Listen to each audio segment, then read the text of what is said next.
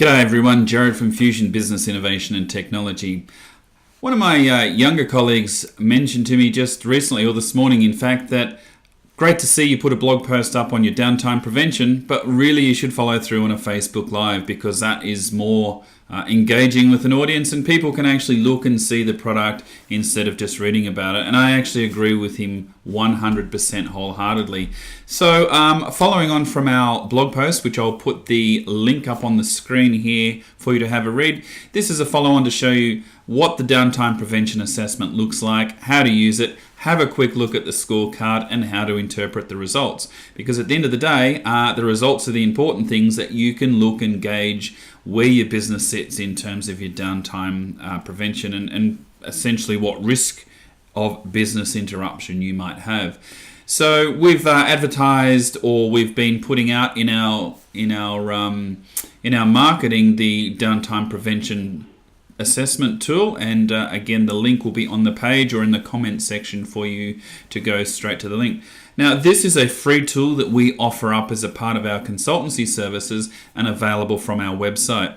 And I've been asked at least a dozen times this week, Jared, why are you offering it up for free? Well, the answer is pretty simple, because when I go and talk to a business about business interruption or downtime prevention or business continuity or working with clients within their business, these are the list of questions I use to get a bit of a feel for what's going on in their business prior to me taking them on as a client. So the questions and the information that is getting gathered here in order to put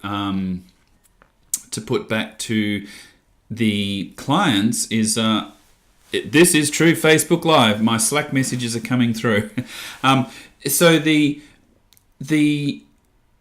content or the information that we gather and put back to the client has always been free. We've just made it available on our website now so that people can use. And because it's a predominantly automated service, it's of no cost to us to move forward. But there's real value in this because you can actually read it and understand the way that the scorecard comes out is that it basically explains to you why you got a low score, if you got a low score, and the reasons why, and that gives you the ability to go and talk to your IT provider or your IT consultant or the professional people that look after your technology. So what I'm going to do is I'm going to start the downtime prevention assessment straight from our website. I'll go through and answer all of the questions, but I'll flip to here's one I prepared earlier so that you don't have to endure the whole process, because most of the questions are pretty self-explanatory. You read them and you answer honestly and you'll get an honest answer back. Then I'll come back to the scorecard, demonstrate and show the scorecard to you, and also our scorecard descriptor, and hopefully that will be of benefit for you and allow you to confidently go and do the downtime prevention assessment. So here we go. So www.fusiongroup.online is our website, and we can see it up on the screen here. We've got it splashed all over our main screen at the moment, but that's going to change as different things happen within our business. We'll be putting different content on our website, but it'll always be under the tools section and the downtime prevention assessment. So you've got to remember, this downtime prevention assessment is designed for the management or staff within a business to answer the question. So essentially what's going to happen is if you don't know the answer to the question or you're unsure, it's going to highlight that. And that's actually a good thing, because if you're not aware, it means that you don't know what's going on, or there's a bigger chance that you might miss something.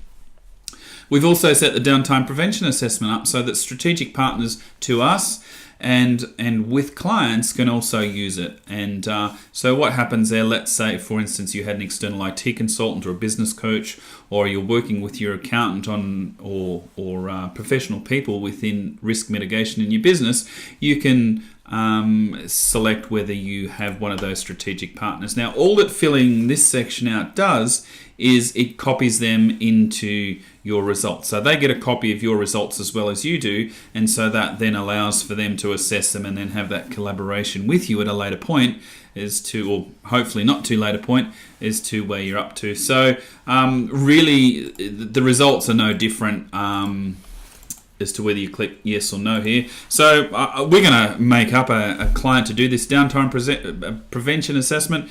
Wendy's Widgets is the business. So we're not going to put a strategic partner in there. I'm just going to hit no there. So we put in there and we follow through the all of the data that it asks.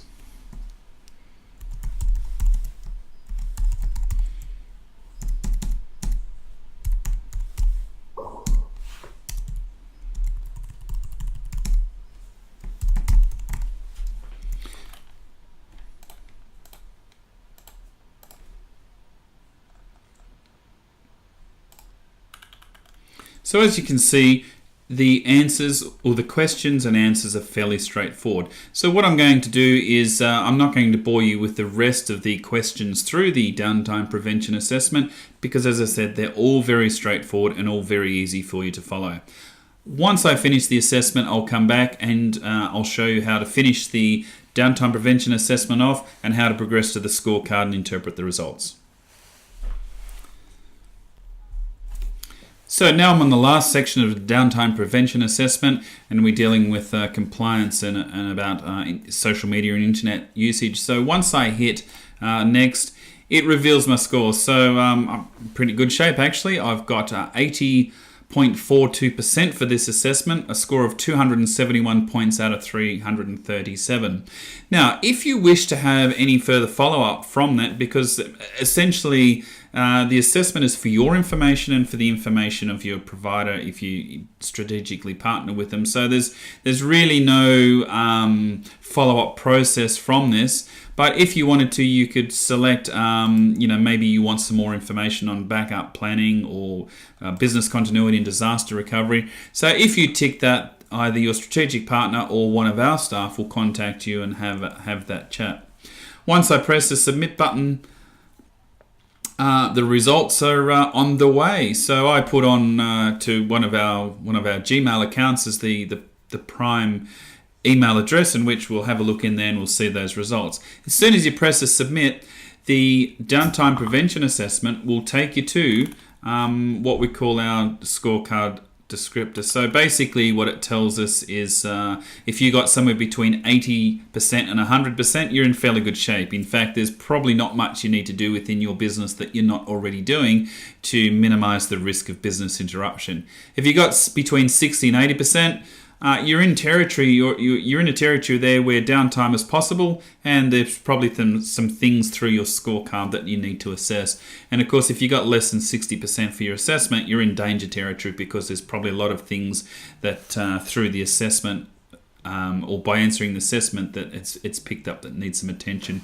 You'll notice in the scorecard descriptor as well, each answer has a so each of the answers are outlined here with the description and, of course, how we went in the score as well.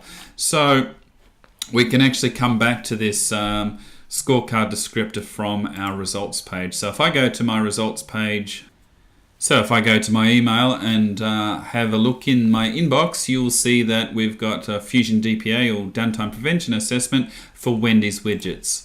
I open that email up, and you'll notice in the top right hand corner I can click here, which will take me directly back to that results page for me to be able to analyze the answers, which we'll do in a quick sec. Going back to Wendy's Widgets, I can look down and I'll try and magnify this out. I'll look down and I'll see all of the question numbers and also the score I got for each answer. So, for example, in the on-premise and cloud section, or let's have a look at one of the more serious ones, backup and disaster recovery, I got 77%, or 98 out of 126 for those questions. And you'll see the questions appear as they did on the questionnaire, and you'll find that your score will be reflected as well. So on this particular one, 5.13, I got 0 out of 10. So I can quickly go back to my scorecard descriptor down to 5.13. And there it is. It tells me that, what was the question? The question for 5.13, have you rehearsed your backup process, timed the process, and have assurances that your backups will restore your business back to full production in a timely manner, because we don't want to be down for too long. And I've answered no, that we haven't tested those. So what this scorecard descriptor explains is don't get the shock of your life and find out your backups do not work as you expect them. Conduct a partial or full backup rehearsal as a part of your business continuity plan. And because I answered no to that, I got a 0. If I had indeed said yes, I do that, I would have got 10 points. So that's the theme of the scorecard descriptor, how it relates back to your answers. Now, just one, and that's basically it. The downtime prevention assessment is very simple to do and very easy to do. Now, the key thing to this is you have your results and you have the scorecard descriptor on the reasons you got for why you got the score you got. If your score is rather low, you need to go and talk to your IT professional, somebody that understands how to start mitigating against these things that may cause you downtime. And in that example that I just put forward then, if you haven't tested and rehearsed your backups, well then you don't know that they're going to work. You probably could take a guess that they will, but you don't know, and you don't want to know that your backups are going to fall short of where you need them to be when you need them. So there's an example of something. You go back and you talk to your IT provider, or you could talk to us about a business continuity plan in which a part of the process is testing your backups, and from that you would test your backups, and then you would basically have something in place to know that they work because we've tested them. So then next time you did this test, your score would go up, of course, because you've started to mitigate these things that are going to cause problems in terms of business interruption. And from business that I work with that we've road tested the downtime prevention assessment on, I tell them to do it about once every 3 months. And the reason being is you can benchmark your results. And what I mean by benchmarking is compare your results 3 months ago and to your results now. And hopefully see a marked change in your score going up, and therefore downsizing or minimizing your risk. So by all means, get on our website and contact us, www.fusiongroup.online, for more information. Talk to your provider, or do the downtime prevention assessment as many times as you want. It's out there to use. Thanks for sticking around and sticking with my Facebook Live session, and all the best with your downtime prevention and trying to minimize your business interruption.